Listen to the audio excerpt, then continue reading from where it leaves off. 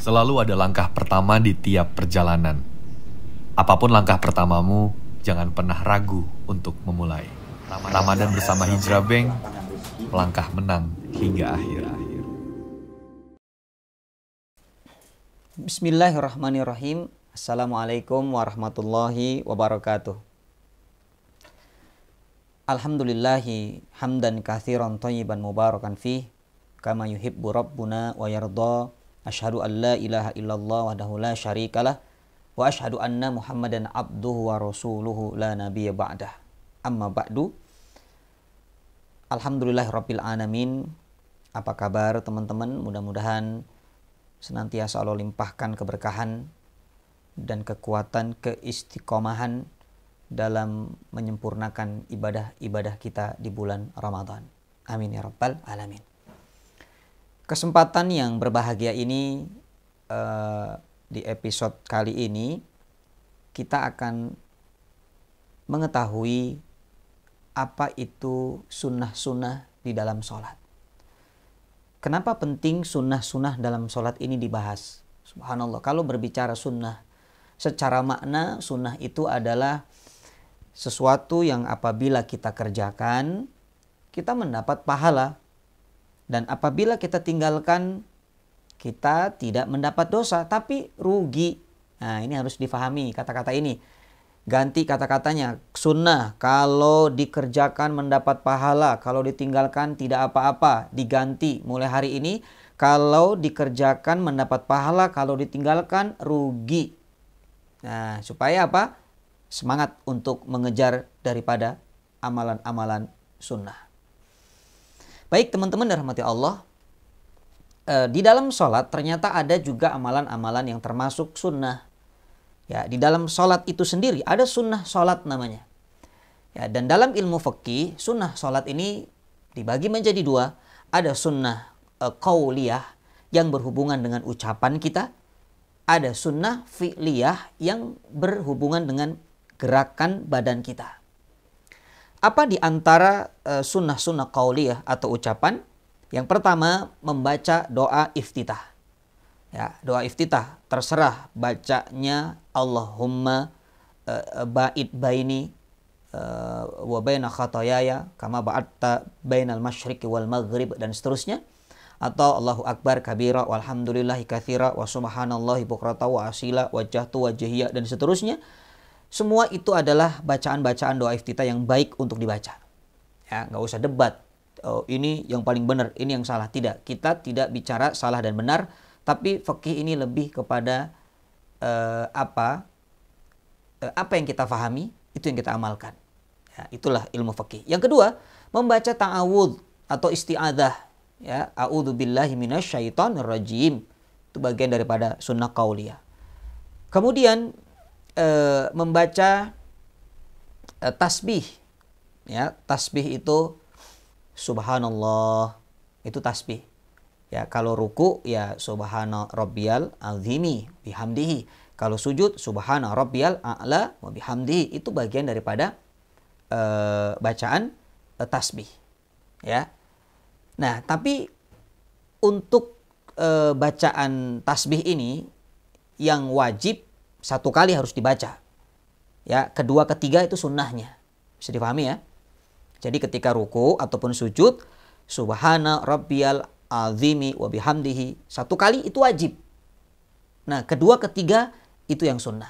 Jadi teman-teman jangan bingung. Nanti kalau baca sekali boleh nggak ya? Kan saya sholatnya mau cepet Ustadz. Ini sudah mau take off pesawat saya ini, ngejar waktu, boleh nggak? Boleh, ya. Nah, kemudian yang kelima, kalimat Rabbik firli dan seterusnya itu, Rabbik firli, warhamni, wajuburni, warfa'ni dan seterusnya. Yang kedua dan ketiga itu sunnah. Jadi yang pertama wajib, yang kedua, ketiga itu sunnah. Ya, ini bacaan ketika duduk di antara dua sujud. Kemudian ucapan setelah mengucapkan sami Allahu liman hamidah. Ya, sami Allahu liman hamidah. Kita kan membaca apa tuh? Rabbana walakal hamd. Itu bagian daripada sunnah. Nah, kemudian bacaan surah selain surah Al-Fatihah itu sunnah. Jadi surat-surat pendek itu sunnah. Nah, itu adalah yang berhubungan dengan sunnah qauliyah, ucapan. Yang kedua, sunnah fi'liyah atau dalam perbuatan atau gerakan badan kita. Yang pertama, mengangkat kedua tangan saat takbiratul ihram. Kemudian saat ruku, kemudian saat bangun dari ruku, atau saat berdiri memulai rakaat yang ketiga. Ya, itu sunnah. Jelas ya teman-teman. Nah, angkat tangan, ingat angkat tangannya sunnah. Kemudian bersedekap, meletakkan tangan kanan di atas tangan kiri, di atas dada saat berdiri dalam sholat, baik sebelum ataupun sesudah ruku. Ya seperti ini ya, Allahu Akbar. Nah, makanya ada yang tidak bersedekap, ada yang seperti ini, salah satu imam madhab. Ya, kalau teman-teman pernah umroh atau haji itu sholat di Mekah tuh ada orang yang tidak bersedekap. Ya, maka ini bukan bagian daripada hal yang diwajibkan. Ya, karena kalau kita sedang sakit, ya kondisi berbaring, tidur, tidak kuat mengangkat tangan, maka boleh sholat. Kemudian yang ketiga, di antara sunnah fi'liyah adalah mengarahkan pandangan kita ke tempat sujud. Nah, itu sunnah. Jadi supaya sholat kita khusyuk. Ya, jangan sampai sholat tapi memandang ke langit-langit. Nanti hitung cicak. Ya, itu tidak khusyuk nanti. Lalu yang keempat, mengarahkan jarak antara tangan dengan perut, ya, atau sisi samping ketika sujud. Ya, jadi merenggangkan, mohon maaf, bukan mengarahkan, merenggangkan, direnggangkan, itu sunnah. Jadi supaya tidak terlalu rapat, ya, ketika kita sujud, jarak antara tangan dan perut, ya, tangan dengan perut. Jadi tidak bertopang kepada tangan. Ya, bisa dipahami ya. Jadi sujud tidak seperti ini, tapi agak diberikan jarak antara tangan ini, ya, dan perut.